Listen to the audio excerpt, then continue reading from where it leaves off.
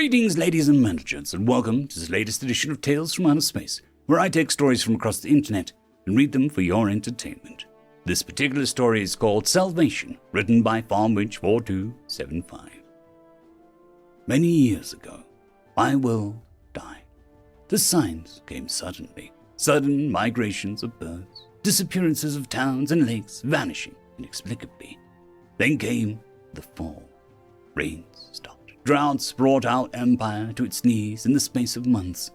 It happened so fast that we couldn't respond before our cities became gravesites and battlefields. Peasants and lords alike could no longer carry on and died to the stinging winds and collapsing roofs as the desert sands swallowed everything. Mines that supplied us with the much-needed metals became death traps as the air ventilation became clogged with sand. Fishing industries died off as the oceans vanished. Winds picked up, and those caught with no protection suffered greatly or died miserable deaths as the sand peeled their skin off. Kingdoms that stood for 100 generations vanished as the soldiers that defended them abandoned their posts or died defending them from the desperate crowds. We are of three races, the Rithani, the Laurenti, and the Thrak. The Rithani were once masters of the jungle lands, thick forests of swamps and beast-infested muck that lived in high trees. The Laurenti, a small dwarf-like being that were the shortest of all, lacking in brutality, but making up for it in intellect.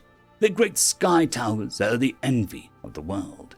The Thrak are my people, a middle ground of farmers, miners, and scholars, simply making our way in the world.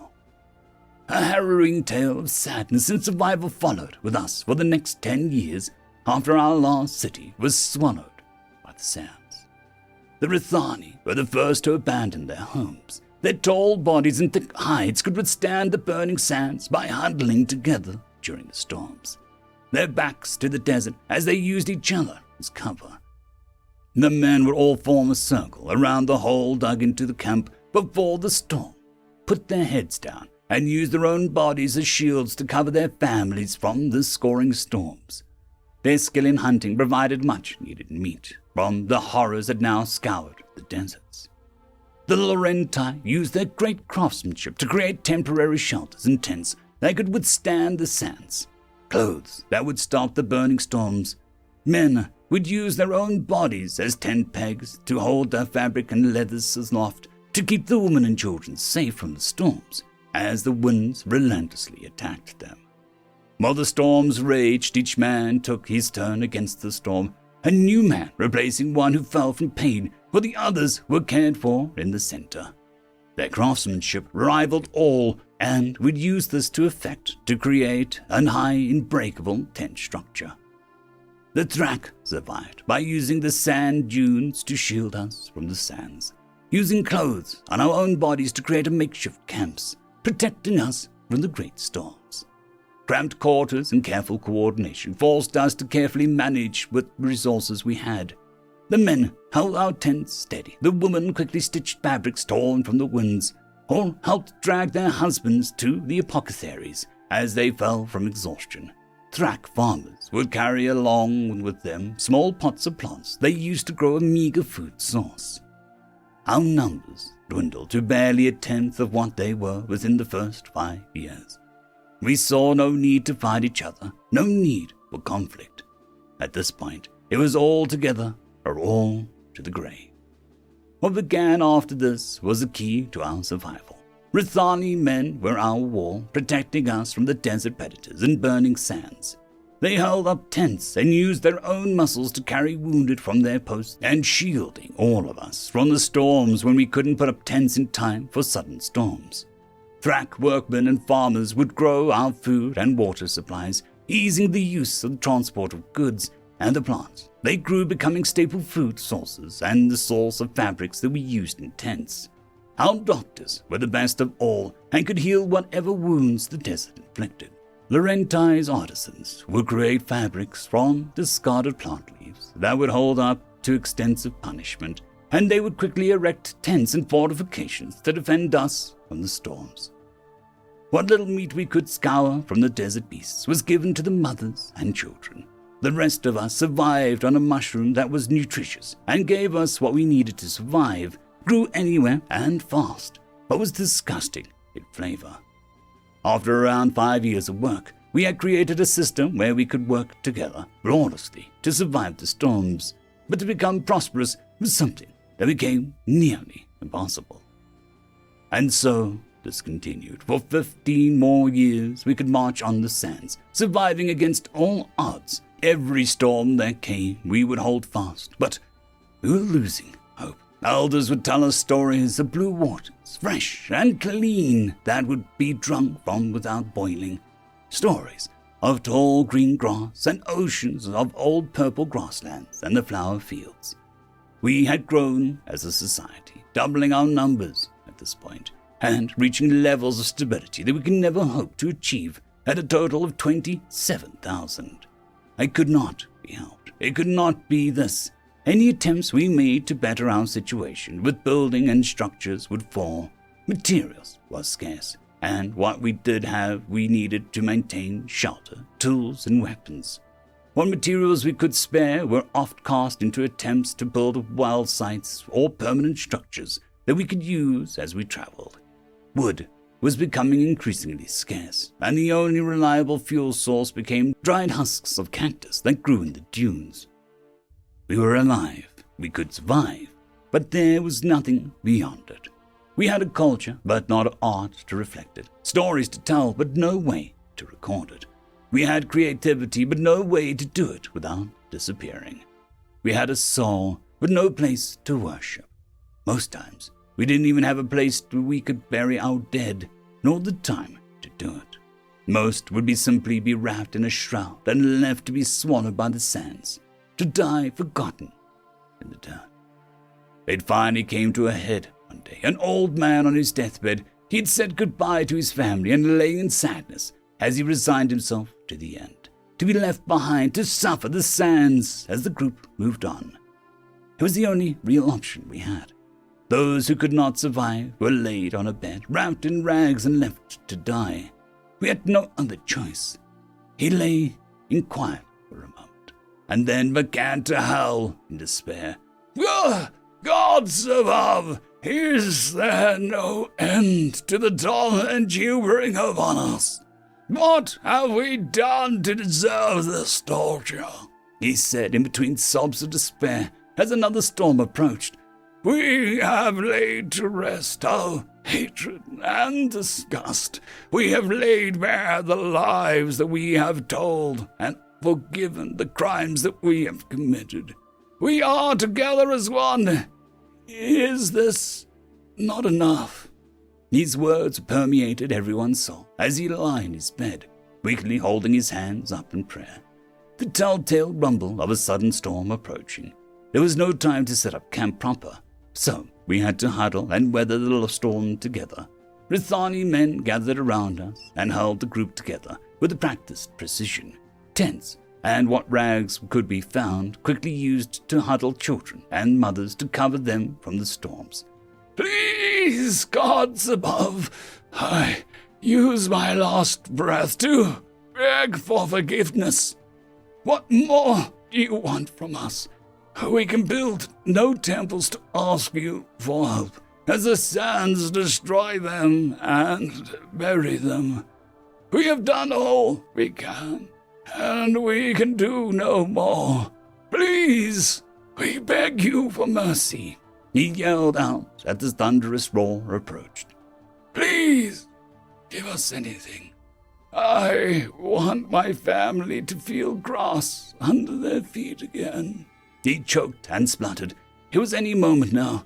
I would give anything, he coughed and spluttered, to see my family smile again. His chest failed to rise, and like that, he was gone. The camp fell to tears as the storm hit. The storm was the worst it had ever been. It came suddenly and brought with it a small pebbles that smashed into the hides of our Rithani brethren, like arrows against armor. Their cries of pain, mixed with the barking orders of their commanders, filled the air. Hold the line! They would shout as the sands would strip pieces of their skin away. Mothers cradled their terrified children, and couples shared a final embrace. We all knew we would not survive this one without massive losses, as the old man's corpse vanished into the sands. Then, suddenly, it stopped. The howling winds and scouring sands just stopped. We were confused. What had just happened? It's a trick. The pain from the storm must be breaking our minds, we thought. It's a mirage, a dream. Then one woman's scream told us what was going on. "Machines! The machines!" she cried. We looked up from our desperate huddle and looked up to the sea. We were surrounded by 4 massive machines.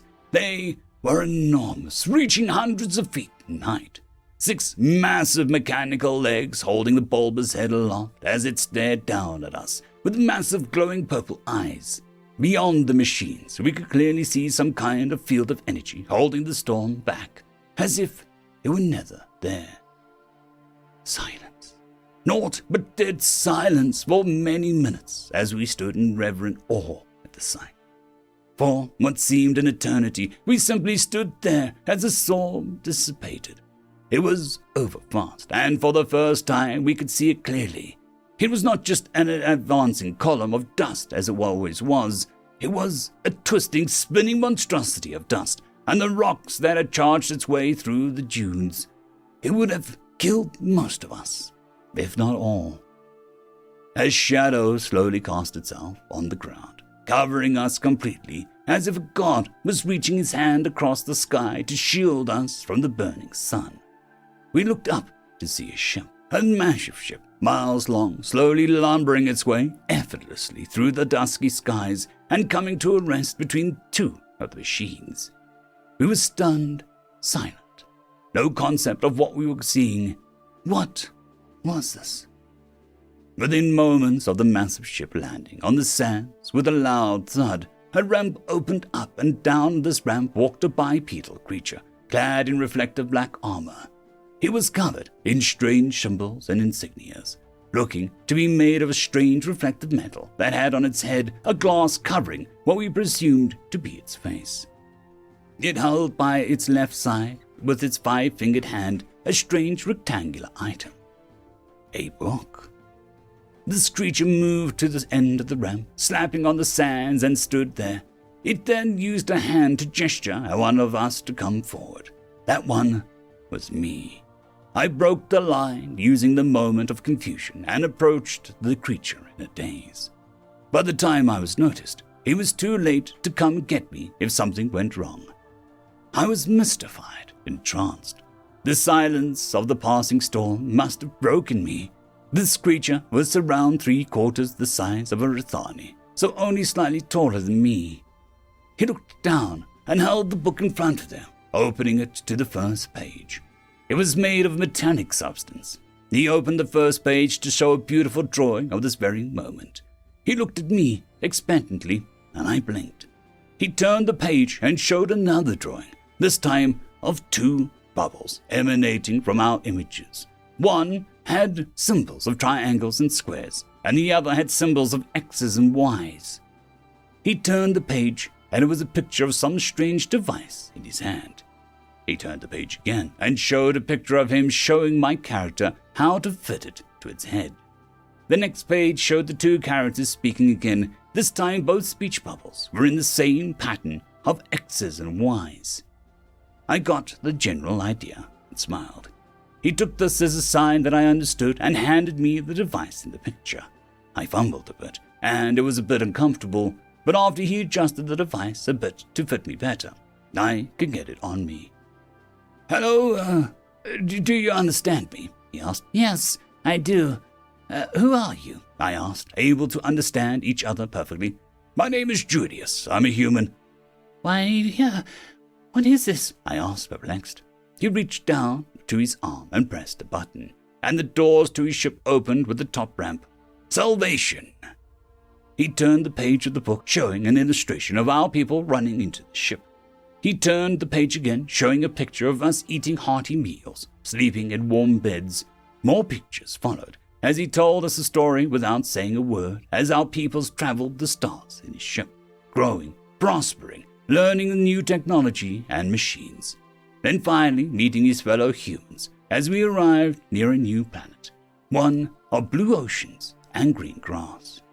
I was hyperventilating. I dropped the book and nearly fell over. I quickly turned to my people. I had, at that moment, the biggest smile I could muster plastered across my face. I held my hands out and yelled out to all. My word echoed across the world.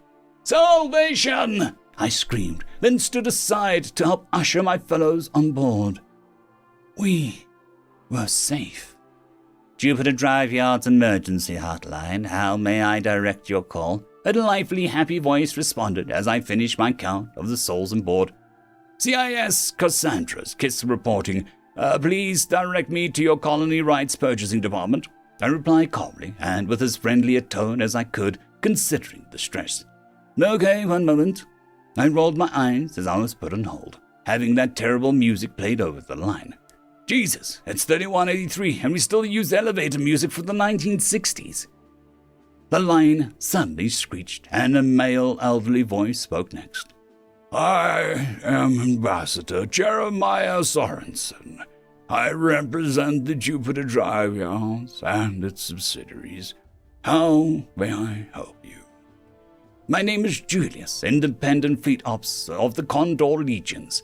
I have a Priority 1 request for a functional terraforming candidate. Settlement as soon as possible," I said, firm and careful. "Oh, one moment. I think we have a few available." A few moments of silence. I could hear typing in the background. "Oh, more than a few. We have an S3 planet with a nitro-oxy atmosphere and stable biosphere with limited but active life. Minimal predators. It has been cleared for settlement," he said, sending me the data. "Please hold. I need to see the data and compare." I carefully compared the readouts. Same atmosphere, same biosphere, same general biological diversity. It was perfect. "I'll take it." "Very well, sir. The payment of 2 million credits is... Oh my!" Before he could even finish, I transferred the amount into his account. "Your client must be most eager to get to this planet." "This is a personal purchase. It is an absolute priority. I can't wait forever, as I have an emergency on my hands. Please provide coordinates and clearances immediately," I said, making sure to speak in a tone that conveyed seriousness. "A personal purchase from a base of a planet? You will have to excuse me if I find this a bit out of the ordinary, but here you go. Credits received, coordinates attached to your invoice. Happy trails, I suppose?" He was genuinely shocked. I can't say I blamed him. "Thank you. Close comma." He took all of my savings. It'll be at least another 20 or so years before I can retire now, but they have a home, and I'm fine with that. I don't think the Admiralty Board would give a damn either.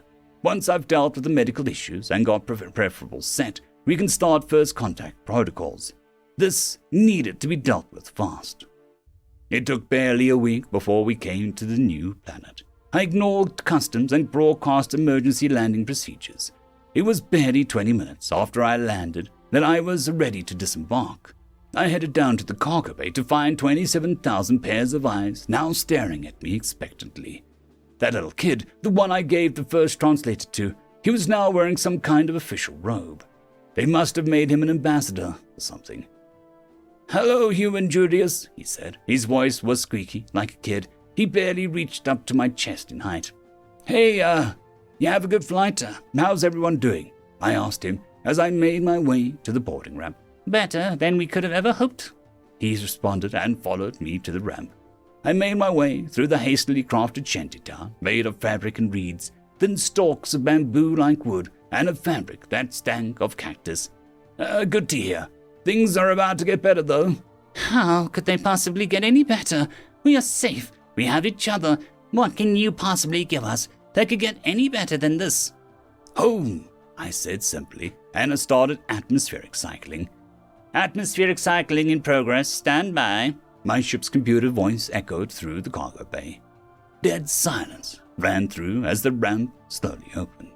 When it hit the ground, everyone was overcome by the beautiful feeling of green grass, swaying trees, and the scent of flowers carried on a breeze. I took my helmet off, showing the little creatures my face for the first time. I smiled at him. It took all I had, plus supplies. I'm not going to make the next delivery, and I'm more than likely not going to retire for a few hundred more years, but, welcome home, friend. I extended my hand for a handshake. He lunged forward and hugged me instead. Worth it. End of story.